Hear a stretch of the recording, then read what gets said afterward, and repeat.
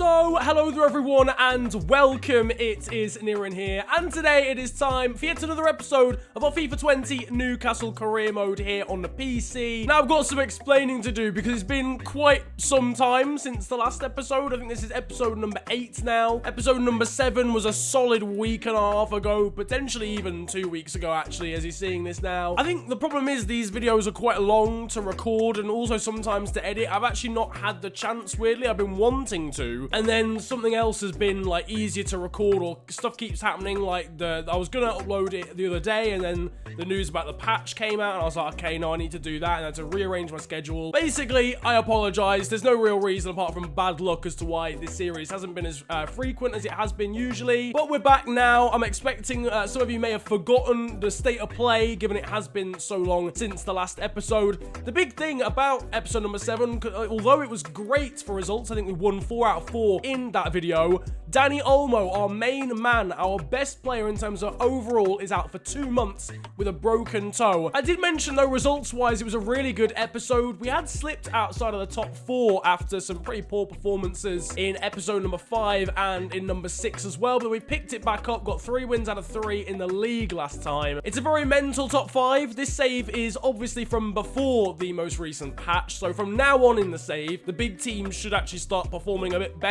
Got a few contracts expiring at the end of the season and players who could be going on a pre-contract agreement if I don't tie them down to one now. The likes of Andy Carroll probably going to get a new contract. Ki Sung-young definitely will because he's actually performed pretty well this season. Matty Longstaff isn't available for a pre-contract. He's too young, so we can technically leave it until right at the end of the season to renew his. But I think given his performance last time, I think he's deserving of a new contract now. And to be fair, whilst we're on the topic of Matty Longstaff, he performed so well last time, and obviously he's done well in real life, playing on a regular basis now for Newcastle's starting 11. Should he actually get an upgrade? Like, should we manually change his overall? Because 63 is so low for a player with his actual quality. Maybe more like 68, 70, maybe even 72. There'll be a poll on the top right of the screen for you to be able to vote in to decide whether we upgrade Longstaff and by how much. Oh, and for those wondering as well, Joe Linton was your player of the episode from last time. He now has enough points to be able to get an upgrade in this series. Obviously, if you don't know, if you get 5 points in this poll over the span of the series, you have the right to be upgraded in 5 random attributes. Every single time you get another 5 points, you get upgraded in another 5 random attributes. Second in that poll was Sean Longstaff. He had a very good episode, scoring 2 goals off the bench in that one. And third place in that vote was Donyell Marlon, who gets 1 point to his name. Time then for game number 1 of this episode, and game number 1 post Dani Olmo's injury. What we're trying this time is sliding Miguel Almiron into the center of the pitch instead of being out on the left wing, where I don't think he's been that influential anyway. There's a way for him to maybe reevaluate where he wants to be, and maybe for me to reevaluate how good he actually is. And replacing him on the left-hand side will be Donyell Marlon, who's been super impactful in that position. Will we actually see a good starting 11 from Crystal Palace? I'll wait to see the players they've got out on the pitch. Palace are actually down in 19th position. I thought they were one of the teams doing pretty well. Apparently not. They're firmly in the relegation zone. And we are the top scoring team in the league, 1 above Tottenham. 31 goals scored. Interesting. Again, I didn't really realise we'd scored that many goals. And Crystal Palace have got one of the smallest players I have ever seen. Big man. How... well, actually, no. He's a little man, actually. But how tall is that man? Who is that? And why is he so small? Look at him.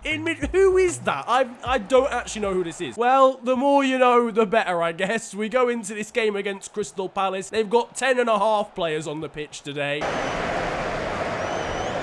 Barrios, mate, you're 4'3". Why are you electing to use your head? Now, Isaac Hayden into Miguel Almiron, who has the space, and that is saved by Gaiata. Made quite a few signings of this Palace side. Kanate, Oztinali, Barrios. They got Kolarov at left back as well. One of their original players, Jordan Ayew, trying to swing the ball in behind. Well dealt with by Willems and then Longstaff. Now here's Miguel Almiron trying to start a potential counter-attack. Saint-Maximin spreads the play absolutely beautifully into Donyell Marlon. Willems back into Marlon again. A nice move so far, this one. Longstaff now into Almiron. Saint-Maximin. That's through towards Joe Linton. Lovely ball back into Almiron. Oh, what a move. That is sensational from Newcastle. Miguel Almiron scores and gives us the lead after 20 minutes. That move was actually disgusting. Oh, that is nice.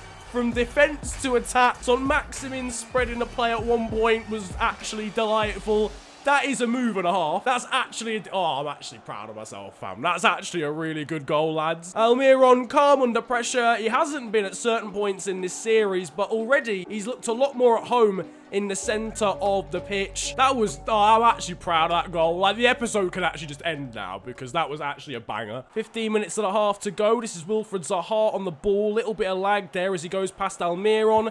Into the box, well caught though by Dubravka. Hayden inside there for Almiron. Lovely ball to find him. And now back outside for Donyell Marlon. Joe Linton is in the centre. He's well marked though. We can play it back to the edge of the area though for Isaac Hayden. And that's, I think, deflected, has it? They're loving this right-hand side, which surprises me because Wilfried Zaha's over on the other wing. This is the one of choice. Lovely back heel there from Oztonali. Ayew gets ahead of share. It's a tame effort and Dubravka saves easily. Barrios there cuts away from Longstaff. This is now Oztonali. That's a really good effort, but just wide on his left foot. Getting a little bit of lag. Well, not lag, but a little bit of pausing from the game and stuff, which is not ideal as Palace come forward and equalise. What a move that is. Seen some really nice passing play in this game from both sides, genuinely. And Jordan Ayew has now equalised. I mean, if there wasn't half-time in the middle, you'd have said that was coming, because Palace were not all over us, but definitely looked a lot more threatening. Fabian Schär's been sucked in, ball over the top of him, and then it's half-volleyed in by Jordan Ayew. Zaha, Fabian Schär trying to get towards him, and that has been given as a penalty against Fabian Schär, who tried to come in and make a block, and, I mean, Wilfried Zaha's tripped over him after the shot has been taken. It's just not a foul, is it? This game, I mean, to be fair, it is clumsy in terms of the way he's gone for the block, but it's just, I just don't see it as a foul personally. Wilfried Zaha has tried to chip it, though, and has missed. Dubravka makes the save. That is so poor from Wilfried Zaha. He's not really had much of a chance to get into the game. Longstaff there plays that one into Donyell Marlon. That's back to Longstaff again. Let's fly and finds the bottom corner. Sean Longstaff has given us the lead back again. He continues his goal scoring record from last episode. This time it's not a goal off the bench, but it is still a really, really good strike down into Palace's bottom corner. The momentum, the pendulum was definitely swinging with Palace. All it takes is one sweet effort, and that is what we've got from Sean Longstaff, who looks very dangerous from distance. That's Joe Linton, has done well to turn his man. Oh, it's just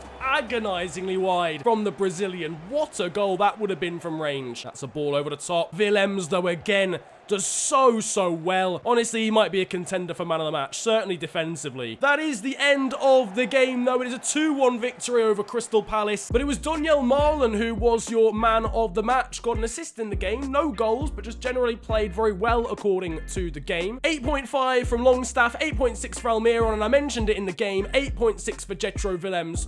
So good at left back. Right, safe, don't worry about it. My game's crashed, it's all calm. Well, it might have crashed, but it has actually saved. Oh, fair play, FIFA. I genuinely was not expecting it to save that. The team did really well in that last game, so I'm playing, I think, a completely unchanged starting 11 against Manchester United on Boxing Day for game number 2 of this one. It's another unification derby, United v United. The last one didn't go very well, it's fair to say. We were slapped up 4-0 by West Ham. Anyway, it's Boxing Day, as I alluded to earlier on, so hopefully United can gift wrap us a present of 3 points to take home to the family. And United are playing a pretty strong side. Alright, I think I can rely on the AI now to play their best team. No Paul Pogba because they've actually sold him in the career mode save to Real Madrid, would you believe? So Blaise Matuidi is playing in his place. That's an early ball through towards Marcus Rashford. Dubravka comes out very quickly. That's into McTominay though. And after 3 minutes, United have taken a lead. Scott McTominay with the goal. Manchester United strike very early on here at Old Trafford. I was not expecting that. That ball through to Rashford cut us open. Not the greatest of starts, to be honest. Have we actually touched the ball? I believe United actually kicked off, so that may have been our first touch to kick off after going 1-0 down. That's a lovely reverse ball again towards Rashford. Dubravka does just about save from the ball back in from Rashford. Yusuf Atal caught out there as the ball went out to Daniel James. This is back to him again. He cuts inside.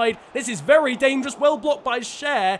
bouncing around, and we just about get it clear. United are putting the pressure on big time. Good 1-2 there, though, between Longstaff and Joe Linton. This now is back into Donyell Marlon. Now Miguel Almiron, and that is the equaliser. It's a massive sucker punch because, to be honest with you, United have looked so much more dangerous. But Miguel Almiron on rushing has scored again. It's 2 from 2 in his newfound position, and that is an important goal on the 20-minute mark. Literally our first shot of the game, and it's yielded our first goal. Third in the Premier League for Miguel Almiron, and we're back on level terms. Whether it's deserved, absolutely not, let's be honest. Wan-Bissaka, lovely flick there into McTominay again, now onto Rashford. Back out wide. This passing play is unreal from United. Oh my god. Centre-backs, are you okay? Cher and Lascelles, do you want to actually mark someone in the middle of the area? What are you doing, lads?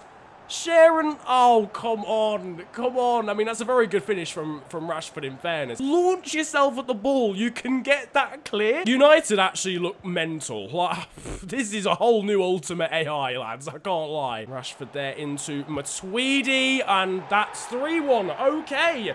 All right then, wow. Manchester United, this unification derby's going in a similar direction to the West Ham one. This is mad. The one-touch passing is unreal.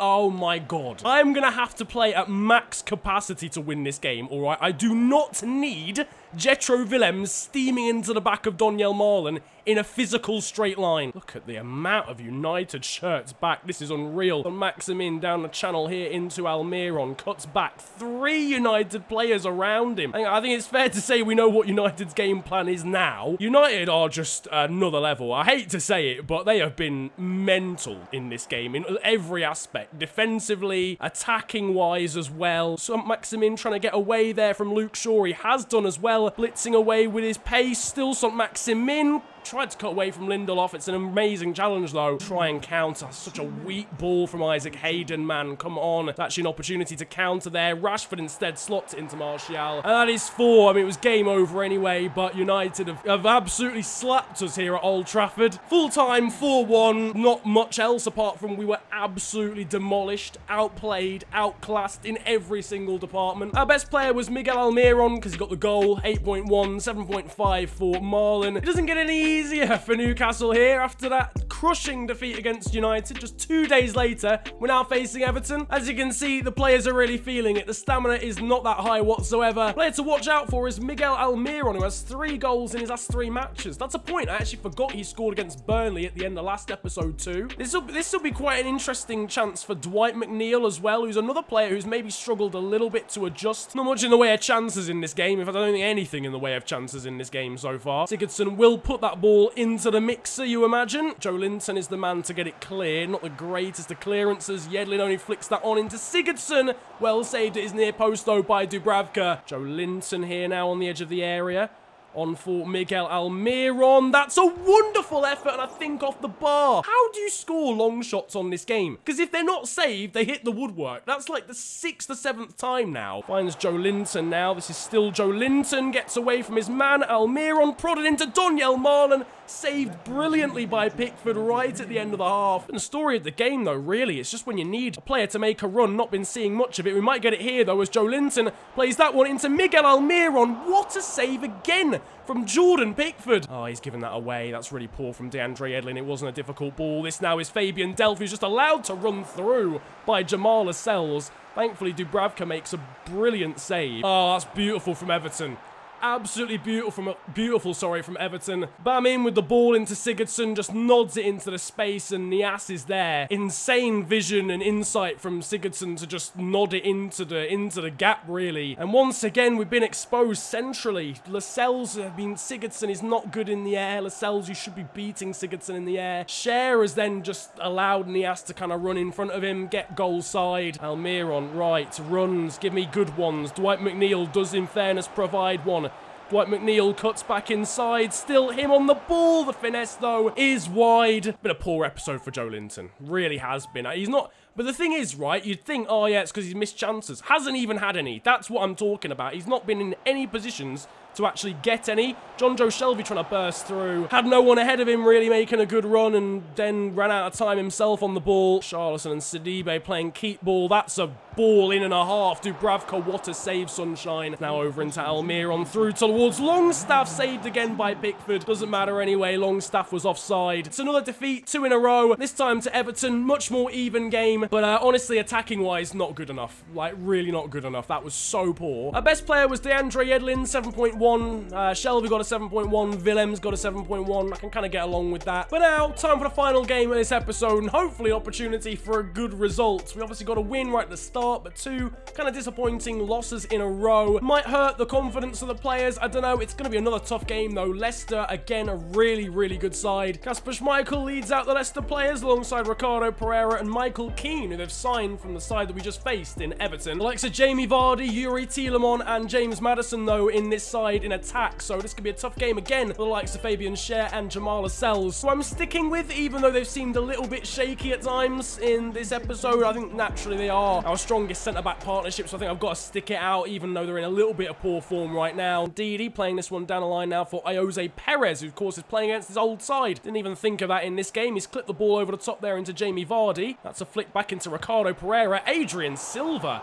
going for Dubravka's near post. Gotta say, honestly, this new Ultimate AI, their passing is unbelievable. First touch stuff. Silva again, now into Fuka-Arta Mazuaku. Silva there with the ball in. That's not a penalty. What is wrong with the refs when it comes to blocking things? Yusuf Atal has done nothing here. He's literally stood on his toe after he's put the ball in.